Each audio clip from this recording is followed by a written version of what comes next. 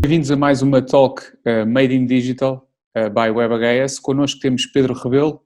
Boa tarde, Pedro. Olá, tudo bem? Olá, Rodolfo. Tudo bem? Pedro, antes de começarmos, pedir-te para fazer aqui uma breve apresentação sobre quem és e o teu percurso a nível profissional e o que podes ajudar as pessoas também. Olha, o meu nome é Pedro Rebelo e trabalho na área de gestão e desenvolvimento de carreira e também na área do digital ajudo as pessoas a desenvolver e trabalhar as marcas pessoais e profissionais. Toda a minha vida trabalhei na área de gestão de pessoas e desenvolvimento de negócios em empresas grandes, multinacionais, startups e muito ligado também à tecnologia. Ok, muito bem.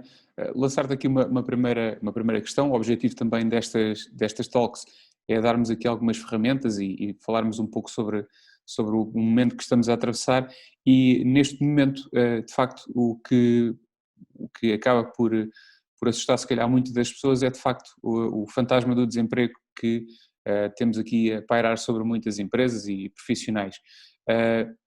Quais seriam as tuas recomendações para estas pessoas que podem em breve enfrentar esta situação? Olha, o fantasma existe, mas existe sempre, quer exista uma crise, uma pandemia como estamos a viver hoje, ou quer estejamos confortáveis numa situação de normalidade como estaríamos caso isto não estivesse a acontecer. A questão é que nós só entramos em pânico e começamos a pensar nestas coisas quando precisamos, em caso de necessidade.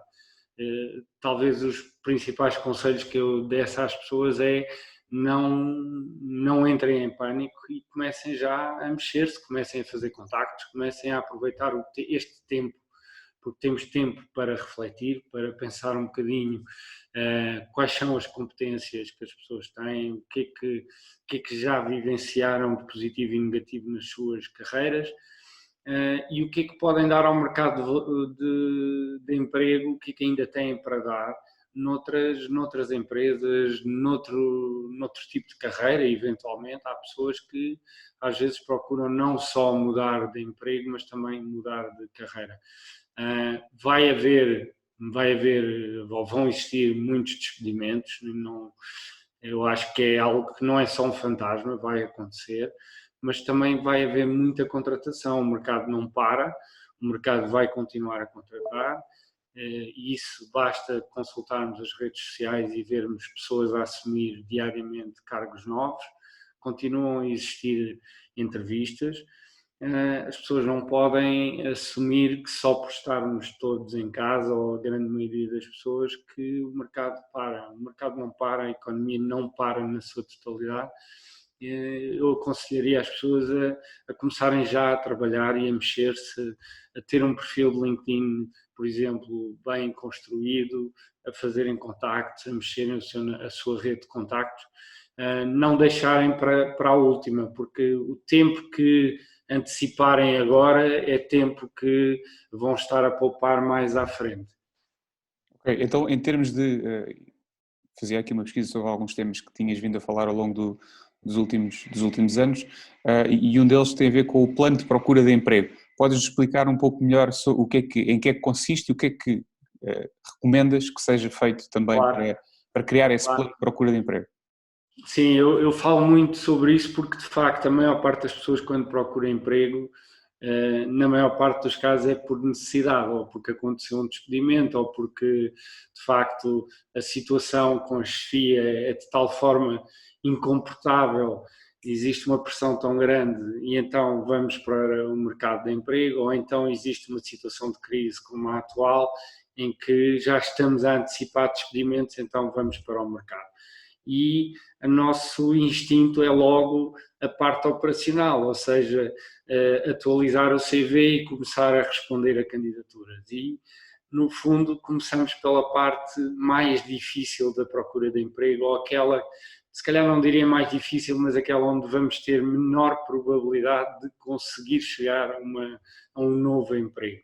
Porque, tal como nos negócios, o próprio recrutamento, o próprio emprego tem um funil, tem um processo que é bem conhecido, que já está bem estabilizado há muitos anos, e se nós olharmos para esse processo, a candidatura, o anúncio, vem no fim do processo. E se nós começamos logo pelo final do processo, nós próprios estamos a minar a nossa possibilidade de chegar a uma nova oportunidade de emprego. Por isso é que eu falo na questão do plano. É como nós irmos às compras comprar bens de primeira necessidade ou bens que nós consumimos com frequência. Nós fazemos uma lista antes de ir ao supermercado e nós sabemos que determinados produtos nós consumimos a marca X ou a marca Y e sabemos em que corredor está, em que prateleira está, sabemos exatamente, é só chegar e comprar. E no mercado de emprego as coisas funcionam de forma muito semelhante. Mas quando nós estamos ansiosos à procura de emprego, nós começamos no sentido inverso de quem está a recrutar. Ou seja, quem procura começa de cima para baixo e quem recruta começa de cima para baixo e quem procura emprego começa no fim do processo para cima. Então há um desencontro de expectativas e esse desencontro faz com que exista muito ruído e faz com que as pessoas se sintam frustradas porque imagina, tu sentes que tens o perfil para determinadas oportunidades, envias o teu CV, não tens resposta, começas a ver uma série de pessoas a ser selecionadas para as oportunidades que tu te candidataste, de vez em quando vais espreitar o perfil dessas pessoas e tu até achas que a tua experiência, as tuas competências até eram mais indicadas e começas a achar que se calhar existe algum problema contigo. E na verdade não. Na verdade é o processo em si, a forma como nós, a forma desorganizada como procuramos emprego é que faz com que, no fundo, autominamos a nós próprios, a nossa própria procura de emprego. Então, por isso é que eu falo no plano. Primeiro perceber o que é que nós não queremos, porque é muito difícil alguém, por exemplo, que está há 5 anos, 10 anos no mesmo emprego, às vezes até mais, há pessoas que estão há 15, 20 anos no mesmo emprego, é muito difícil de repente sair de uma empresa e saber exatamente o que quer. E às vezes é preciso partir o elefante às fatias, não é? E perceber, eu não quero isto, seja o ambiente de trabalho, o tipo de colegas, o tipo de chefia, o tipo de cultura e valores que a organização tinha. Para quê? Porque quando nós vamos separando aquilo que não queremos, vamos descobrindo e vamos afunilando para aquilo que possivelmente nós procuramos. E aquilo que nós procuramos vai-nos dando visibilidade do que existe no mercado. Ou seja, eu antes de ir para o mercado eu tenho que perceber o que é que eu quero, o que é que está alinhado com os meus valores, o que é que está alinhado com o que eu posso levar ao mercado, porque o mercado hoje, Rodolfo, já não é a empresa procura o perfil X e eu olho para uma job description e digo eu tenho o perfil, vou-me candidatar. Hoje o mercado é muito mais um mercado do candidato. Portanto, o candidato tem que olhar para o que a empresa procura e perceber, será que aquela empresa tem o perfil que eu procuro? Que é uma coisa que nós não estávamos habituados a fazer nas últimas 2 décadas. Nós olhávamos para os anúncios e pensávamos, será que eu tenho o perfil? Se tenho, candidato. Se não tenho, não candidato. Hoje o candidato já olha de forma diferente, já pergunta, aquela empresa tem ou não tem o perfil que eu procuro? Por isso é que o mercado fez aqui uma inversão interessante. Tem que haver uma maior identificação entre o candidato e a empresa e os seus valores, etc. Exatamente. Portanto, houve aqui um equilíbrio de forças no mercado que tornou muito mais difícil a quem recruta recrutar, não é? E tornou mais fácil a quem procura emprego encontrar emprego alinhado com os seus objetivos, até com aquilo que hoje se chama de propósito, de significado. Não é? E este plano ajuda a desconstruir isso, que é perceber, se eu souber de forma clara e estiver consciente o que é que eu posso levar ao mercado, independentemente do setor, da indústria,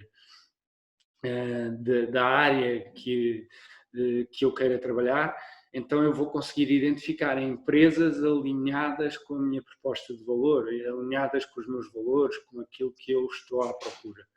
Identificando isso, eu vou abordar o mercado de uma forma mais estratégica, mais alinhada, não naquele sentido de enviar 50 CVs, 100 CVs, mas de contactar pessoas, fazer networking e perceber, falar com a pessoa A e dizer, olha, eu tenho observado a vossa empresa, tenho acompanhado, gostava de saber mais sobre o tema A ou o tema B e perceber que tipo de oportunidades é que existem nestas áreas.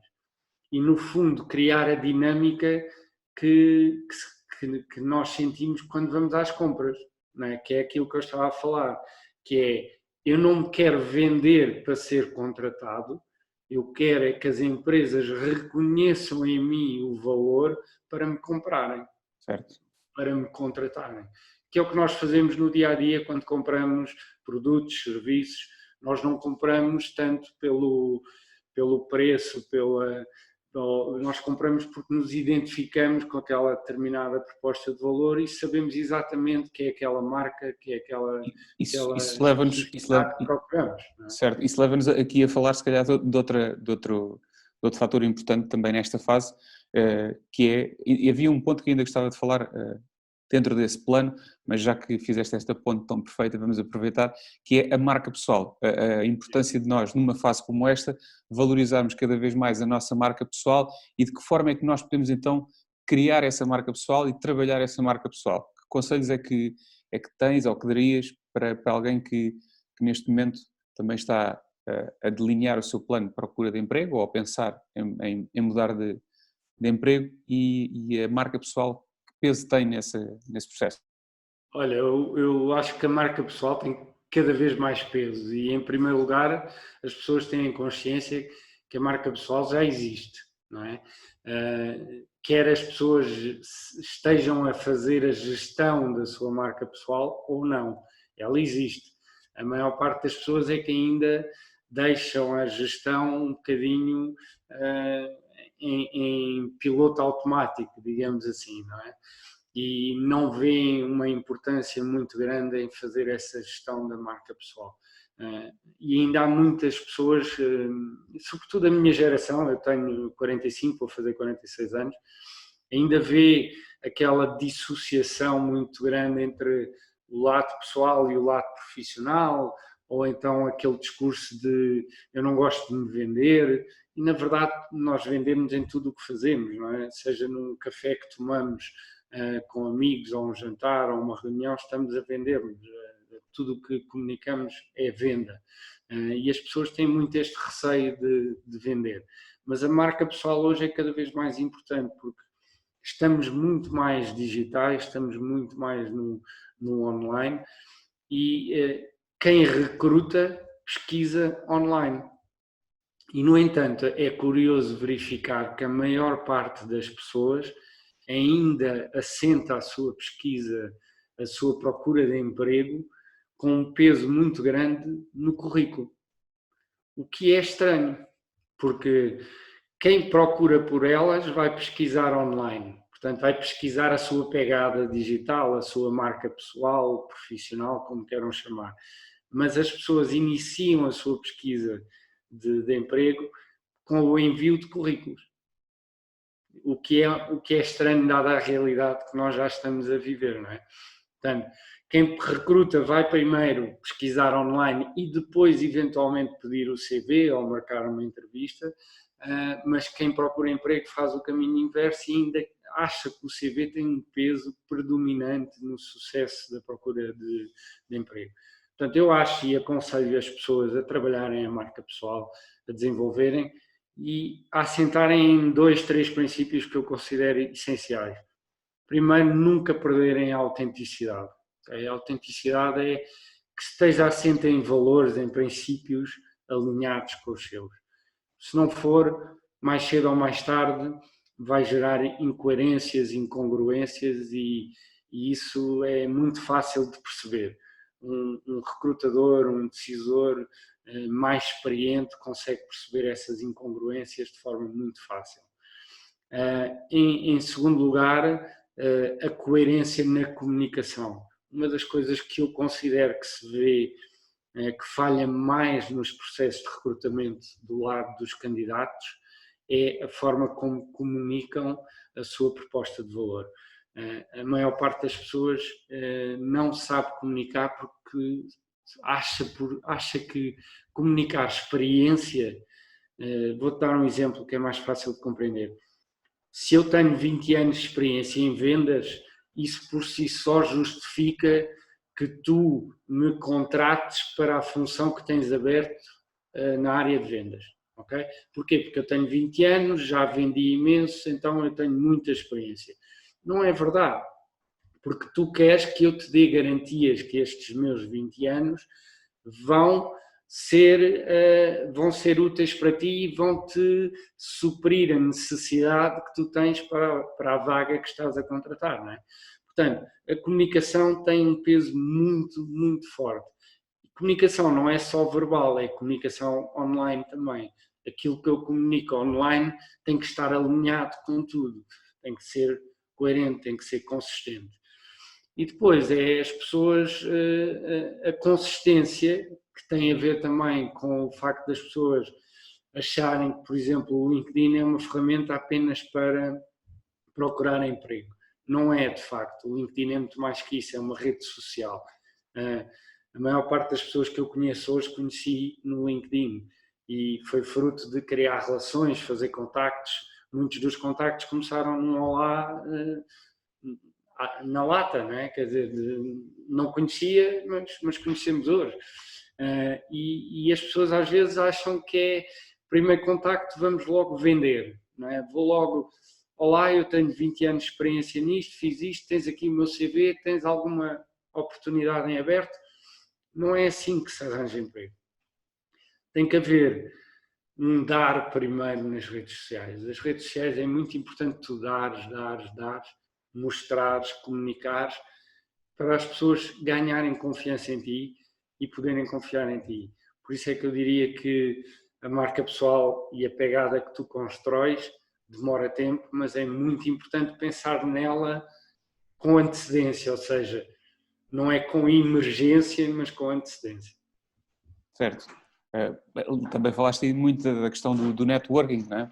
Pode ser construído e acho que existe muito o conceito de networking quando nós pensamos socialmente ou fisicamente, hoje podemos falar mais disso, fisicamente, mas isso não é necessariamente verdade, não é? Podemos utilizar muitas redes sociais também para criar esse networking e corrijo-me se estiver errado, muito daquilo que é o recrutamento hoje em dia também passa por essa lógica de networking, de recomendação de outros pares para uma função.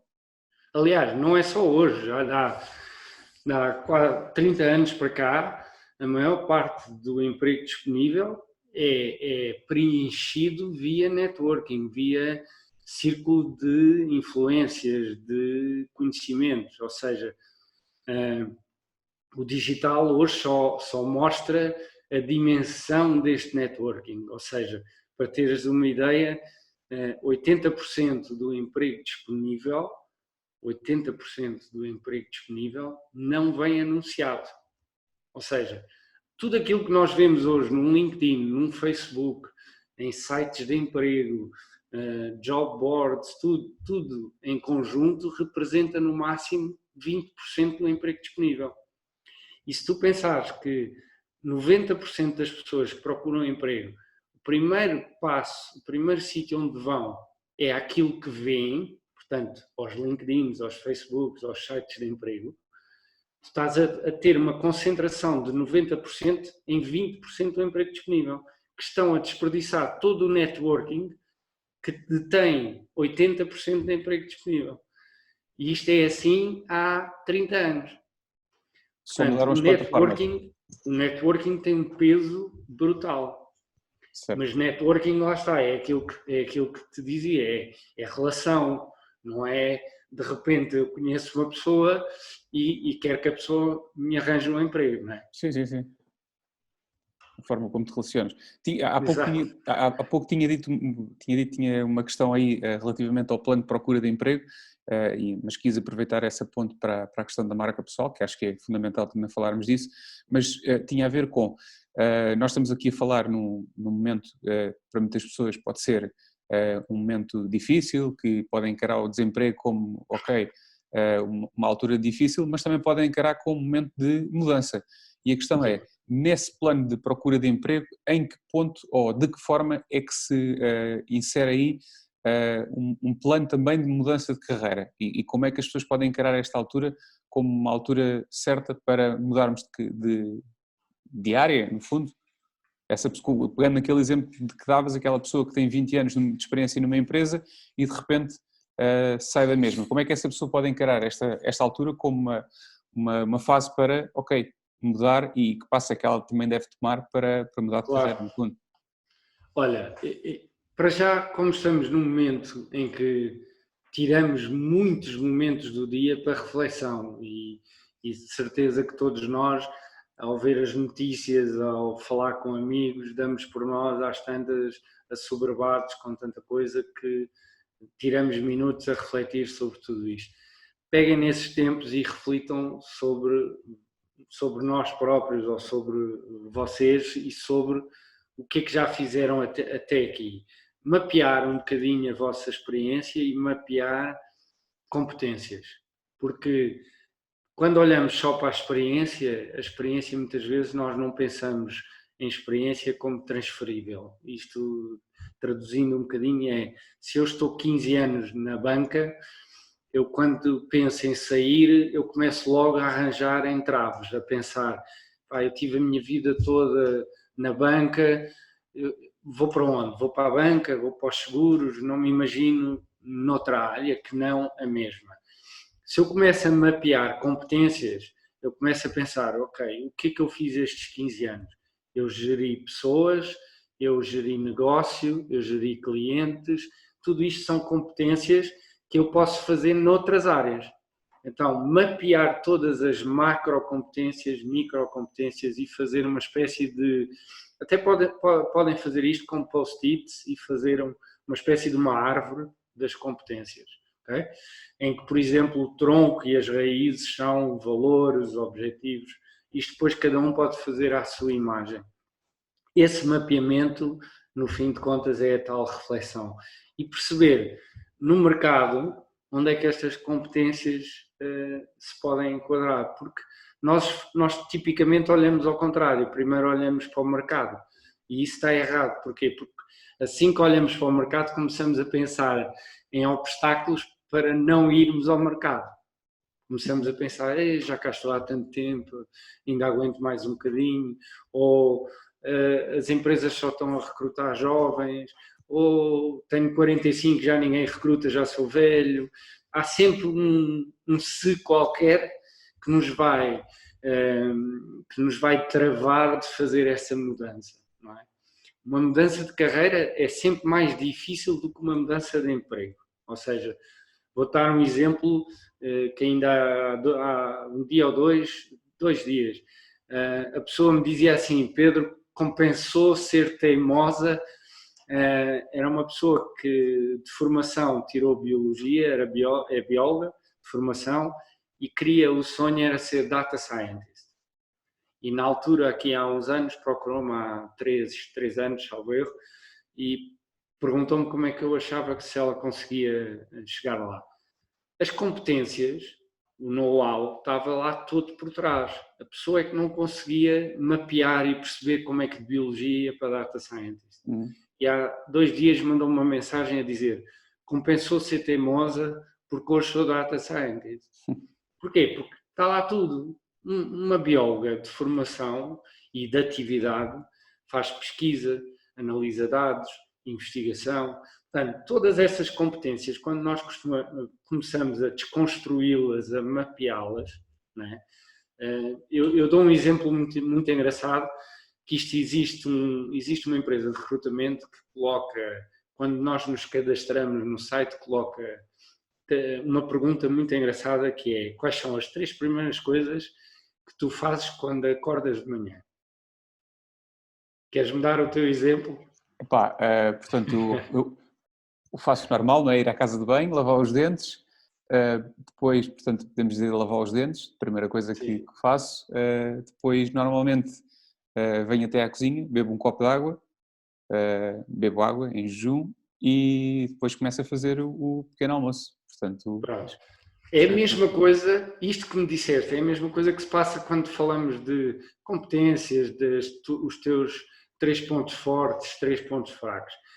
Na verdade, nós pensamos isso que tu acabaste de dizer, na generalidade, mas na verdade tu abres os olhos, desligas o alarme, espreguiças, te sentas, te calças os chinelos, ou é, seja, fazes mil e uma coisas entre cada uma dessas que tu disseste até chegares aos eventos finais. exatamente. Quando tu falas de competências, se calhar um gestor vai dizer, eu sei gestão, parte financeira, gestão de pessoas. São as três principais.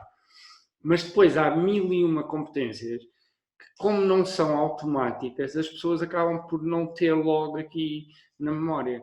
Portanto, o que eu digo é, reflitam e desconstruam isto tudo, mapeiem, porque quanto mais conscientes estiver, melhor conseguem olhar para o mercado e perceber o tipo de funções, o tipo de qual é o passo seguinte que eu posso fazer e onde é que eu posso acrescentar valor. A pergunta não é qual é a oportunidade que se enquadra comigo, é onde é que eu posso ir acrescentar valor a seguir.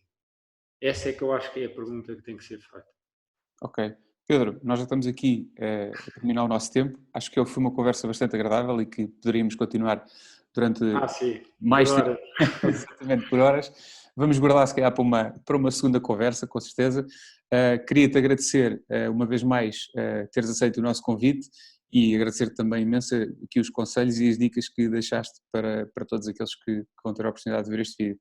Uma vez mais, obrigado e até uma próxima. Obrigado eu pelo convite e mantenham-se seguros.